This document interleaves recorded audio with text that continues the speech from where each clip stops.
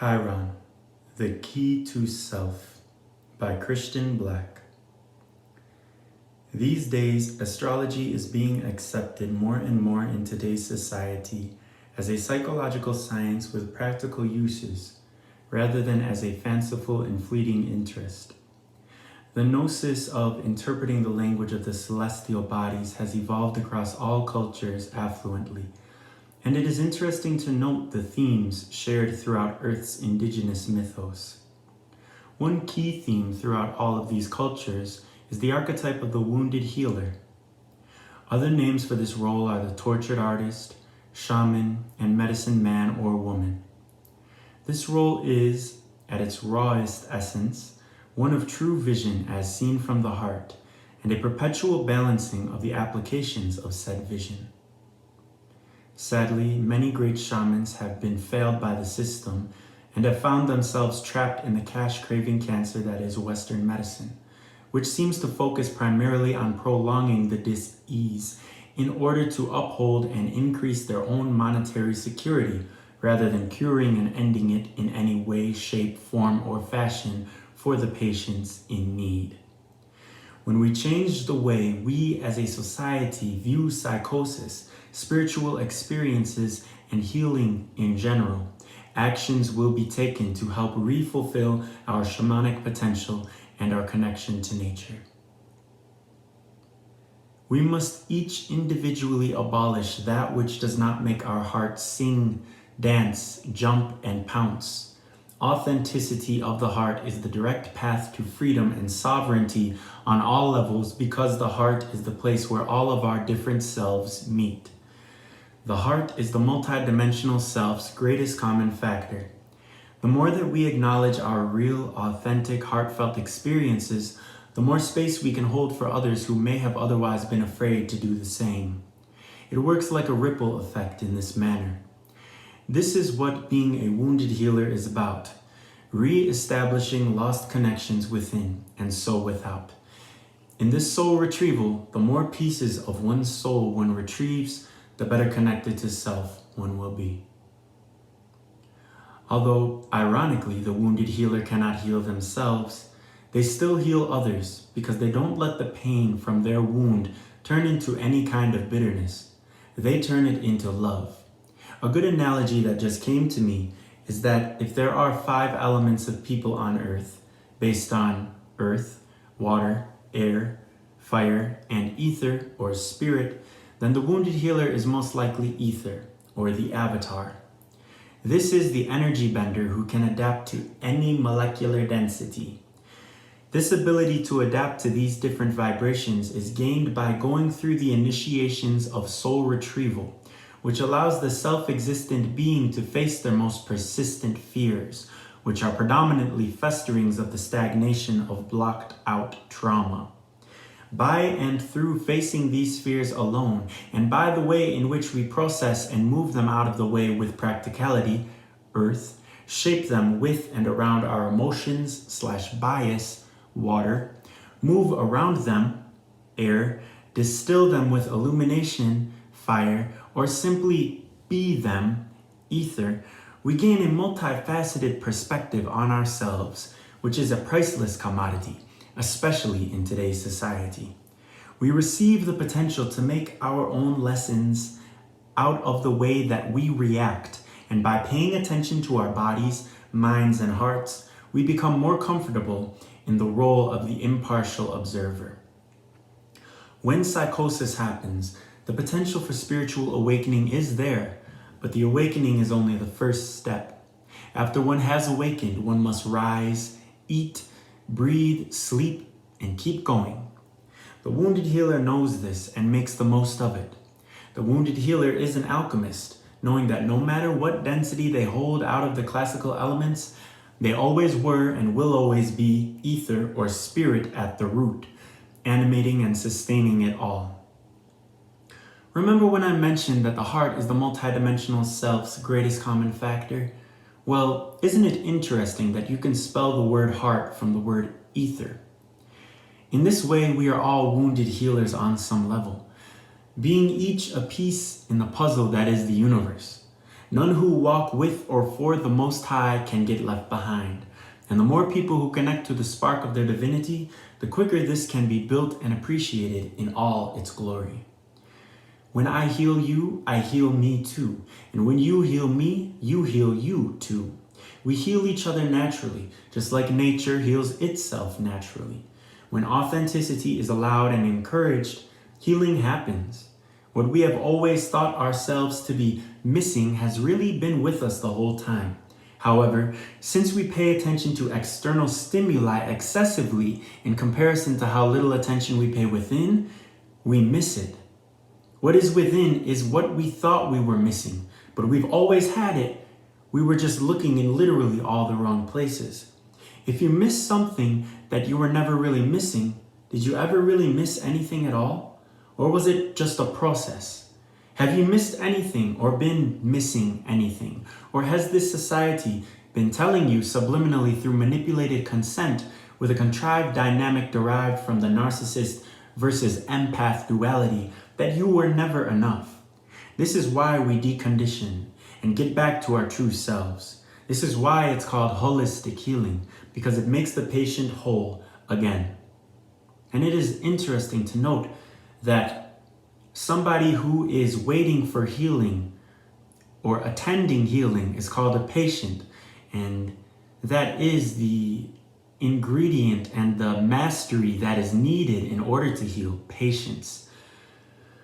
When balance is achieved, or equal distribution of energy throughout our bodies, which is exuded from and equal to the intensity of radiation from the greatest common factor, or heart, it can be seen that the others with whom we spend our days and nights, friends, family, pets, neighbors, etc., are at their most honest level, aspects of us, just in other avatars or different branches of the same tree. No matter how distant the connection may be, it is still there by way of coexistence, in the trunk of the tree, the roots. When we consciously decide to see, know, acknowledge, and identify with the spark or heart of divinity and real awareness within, we can give our own selves and others a level of compassion that is truly overflowing. This compassion comes in any and all forms, and establishing boundaries is one of the most important ways we can show compassion to ourselves, who is, after all, the one most worthy and deserving of our compassion. By doing this, we close off our energy field and remember that we always have the choice to give or revoke consent, because we are that very power of choice itself. By establishing these boundaries, one also shows others, by way of example, how to respect their self and others. Either in all ways, the love overflows. This happens naturally, because when there isn't any more illusion of separation, love is free to flow as it does. An important note: when I say isn't any more separation or illusion of separation, I do not mean that boundaries and individuality are compromised and not respected and understood on all levels. I mean that they are so fully respected and understood on all levels that the boundary can become a being in itself, stemming and growing and sprouting from the seed of remembrance that the reality in which we exist is an extension of ourselves, our truest selves, and indeed our only real self, the spirit. This is also what abundance actually is: truth, infinitely layered. When it is understood that all is one within, boundaries are much more easily established with both others and the self, because the self-existent being is conscious that each character in this movie is a fleeting aspect of the self that is boomeranging back, working only off the momentum from the self-existent being's initial throw. The gnosis of this realization is the first step on a healer's journey to wholeness. What one puts out, one also receives. When the chirotic ritual of energetic inheritance is played out, without attachment to the outcome, Saturnian energy builds to a point of apex pressure. Saturn is about discipline, so when this discipline has built itself up to a point of excellency, Chiron is where the pressure overflows and feeds others as well.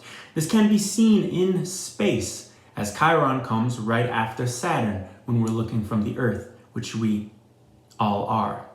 Then, after Chiron are the generational planets, which are, to us, a bridge to other galaxies.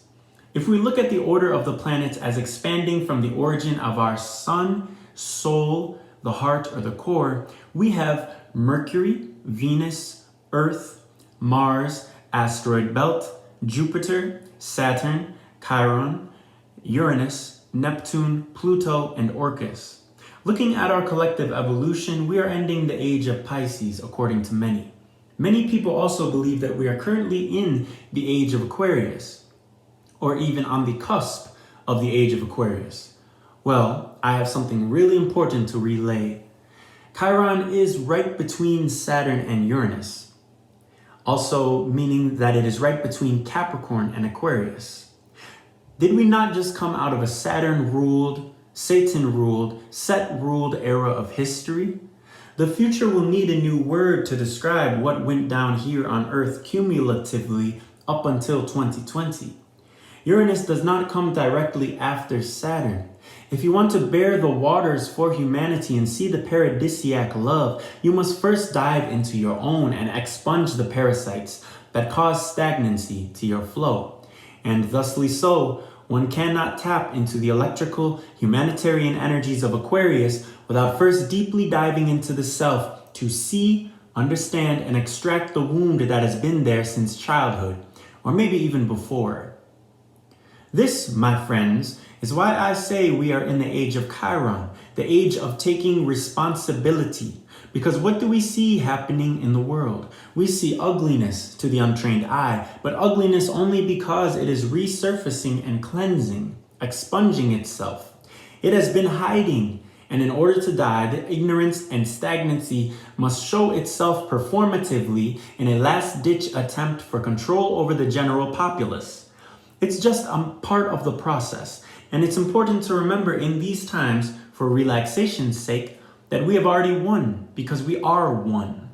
When the individual has won themselves over from their own inner parasites, the collective reclaims itself in much the same way. Earth is like a rose that blooms away her old petals to make space for the new ones. This is why the energy of Chiron is so important at this time. This is why Chiron is the key to self. Chiron reassures us that we are not alone, and that someone is always here to connect with us, because otherwise we would literally not exist at all. Just as others are the boomerangs we have thrown and the patterns we have traversed, so are we to them. Chiron is the activation factor in your body that is the difference between you doing something and you not doing something. Chiron is your power of choice, because no matter where you find yourself, you are either going to choose to change your potential energy into active energy or change your active energy into potential energy. You are always transmuting energy. This is why Chiron is the great teacher. The chirotic transmutation of energy comes directly from the healer's experiences of infinite concurrent lives, ancestors, and descendants, which are, in turn, all born from the healer's imagination. All is mind, all is soul. The imagination, in turn, comes from the healer, the will of the healer, which stems in turn from the connection to God that one has, or the creator, or the great omnipresent divinity. This is what I mean by self-existent being. We are always coming back to self, no matter what way we decide to take. All ways lead back to self, because I always lead back to self. These lives are all one with the wounded healer. This is why the heart is so important, being the centerpiece in the Venn diagram of the matrices. It is where the healer connects to the health. Chiron is you. Chiron is the bravery of the leap of faith when the jumper knows not of their own guaranteed survival. Chiron is letting go in order to open up to what and who is more aligned and waiting for us. It is the energy of a bridge, an in-between, a liminal space. For those who don't know, a liminal space is a transitory place or a place where one is not supposed to spend too much time. For example, a train station, your mother's basement, a bus stop, a bathroom, an airport, the homie's couch, etc. The energy of Chiron is the nature of the connection of all things through these liminal spaces. Just as our inner energetic systems become lit up and well connected by being present in the liminal space, seeing it for what it is, and maybe even embracing it, Chiron is the key. For example, yoga is a practice which sheds light on every part of the body. The stretches, although they seem to look awkward at first, allow the light in and open the body, mind, and soul up.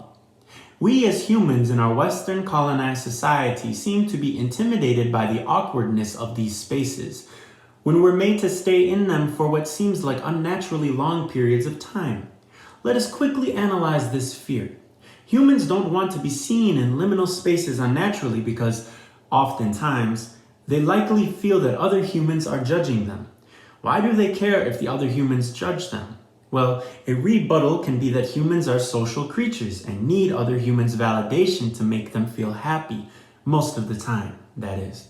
Although the experience is sometimes as trying as it is rewarding, this validation's true home was always within.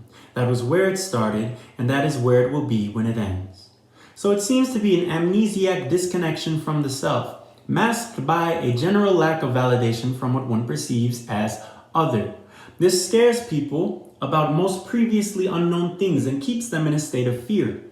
When we look much deeper into who we were before we were this avatar, we can trace back even farther, casting a line of fearlessness into the ocean of our cosmic past and being ready to reel in whatever is biting.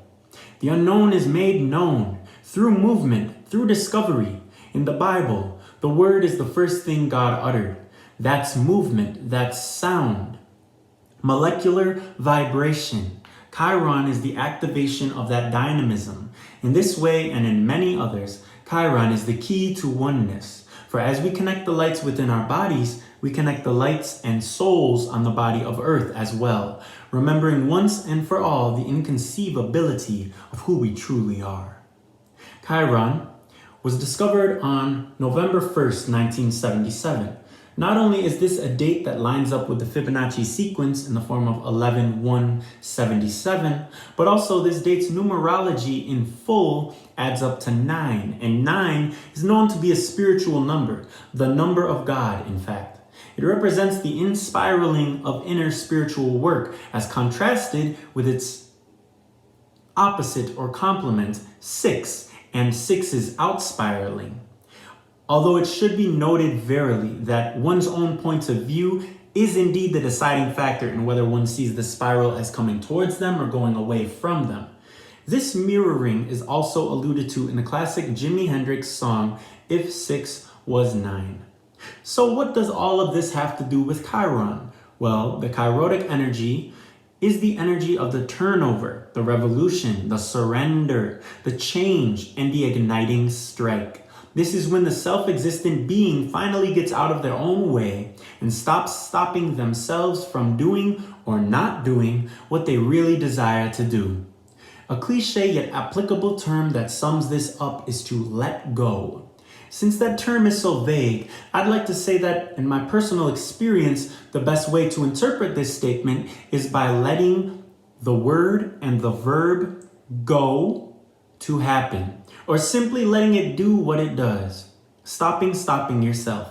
Feel what you feel, naturally. Chiron is the dichotomous key for all of these experiences.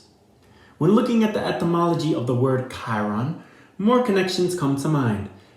I would first like to kindly suggest seeing the Chi-Rho root word as an archetype in the universal language of understanding.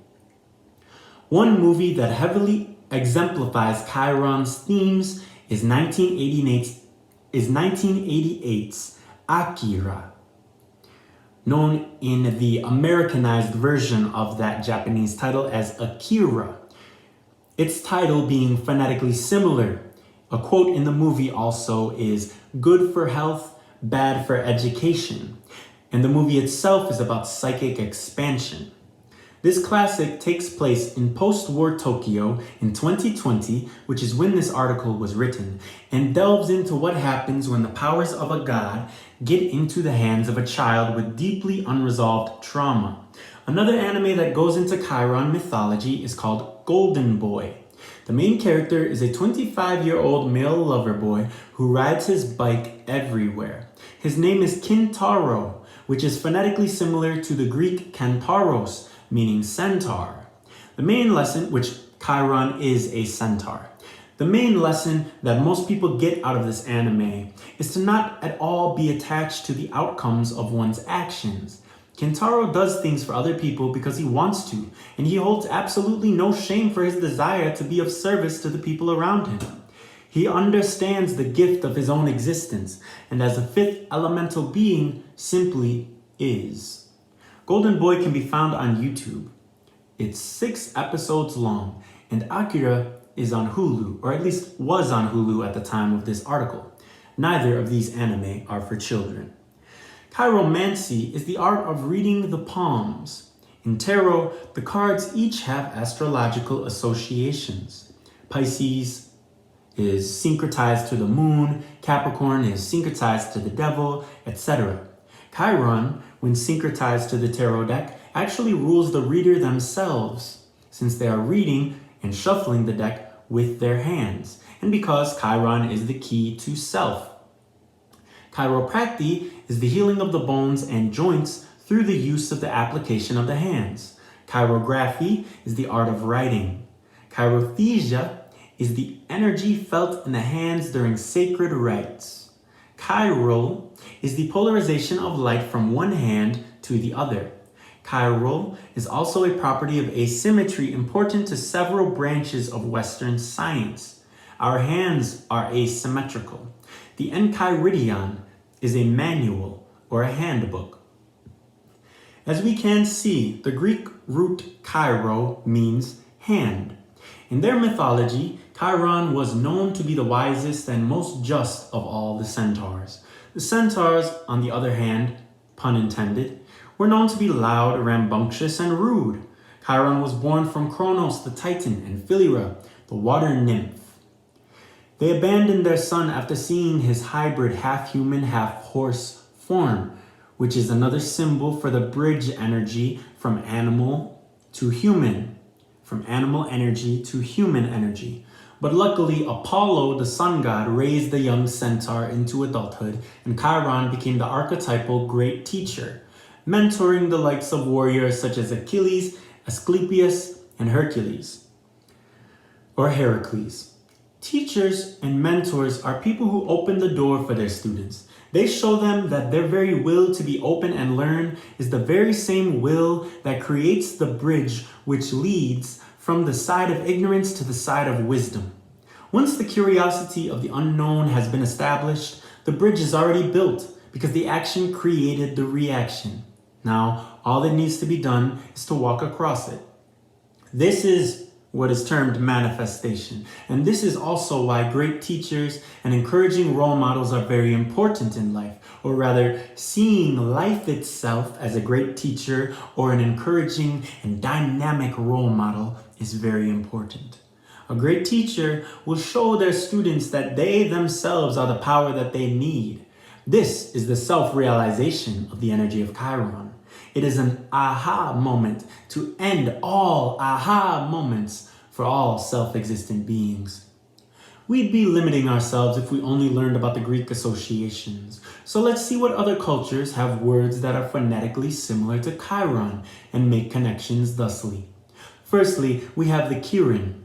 The Chiron is a hooved, draconic, mammalian chimera creature hailing from East Asia. In Japan, they are known as Kirin. In China, they are known as Qilin. We can see the prevailing themes in being a hooved being, and a hybrid at that, is a match for Chiron, as well as the name. But what else is special about Qilins? Well, they are also known as the Chinese unicorn. The purity of the unicorn's immortality, as also seen in Harry Potter and the Sorcerer's Stone, in the scene with Firenze the centaur in the Forbidden Forest, is one and the same with the way Chiron was an immortal as well, by having the blood of his Titan father, Kronos or Saturn, in connection once more to the end of the age of Saturn and the new sun rising in the age of Chiron, which derived from the story of Asar and Heru in Kemet. Although he was a mortal, the wound that made him a healer would be the same wound to effectively end his immortality. This wound was from the arrow shot by Hercules or Heracles and stained with the venom of the Hydra. The Hydra is a many-headed dragon, and in a way, this wound represented the awakening of the draconic energetic systems in the body, i.e. nadis in the body, to ley lines or dragon lines on the earth. By needing to heal himself and having no other choice but to surrender to the fact that he would have died if he didn't, he learned about health, and in turn, his own love for himself showered kindly upon others as well. That's not to say that eventually he didn't die, because he did, knowing that he couldn't bear the pain for eternity. Like I had stated above, the alchemist or wounded healer does not allow their pain to turn into bitterness. They turn it into love, but really, they realize that it is love. Chiron is the culmination of Saturnine discipline of form, diligence, and in turn, exponentially increased aptitudes. The aptitudes have increased in concentration and density, so much so that at the next step, there's no other way but to be a bridge for and to universal energy, which overflows on its own time, which Saturn or Kronos is also known for ruling. And again, next in line is Chiron at the beginning of the new age. Chiron is the tuning key for the lessons that have been learned, integrated, and reflected upon. And even in Chiron's glyph, a key is the symbol. Chiron is the harmonizer. Chiron is the rainbow bridge from Saturn, the last of the inner or middle planets, to Uranus, the first of the universal, collective, and outer planets. As I have stated before, we are not yet in the age of Aquarius. We are in the age of Chiron. We are in the age of the sovereign resilience, the age of those who see and admit the truth for the benefit of the whole, no matter how embarrassing it may be to them at that moment. We are in the age of accountability. We are the generation at the center point of the X, and as we know, X marks the spot.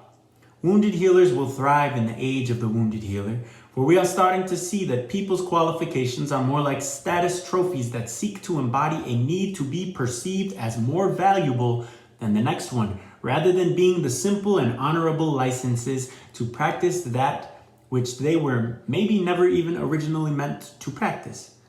We will no longer play dumb to all of what is going on, and for those who know, I salute you. It is thanks to spiritual warriors like you who combat low frequencies like shame, guilt, and fear with your love and your accountability that this is all changing for the better. How does it feel to you? It is thanks to you that people are starting to see and understand not to put negative stigmas around people labeled as crazy, withdrawn, slow, dumb, etc. Instead, we revere these beings, learning from them with the utmost respect for their unique experience, because they are a part of us. Let this be a call to these forgotten shamans. May we honor your experiences by experiencing our own, and in doing so, respecting and reclaiming the sovereignty of the earth upon which we move our feet.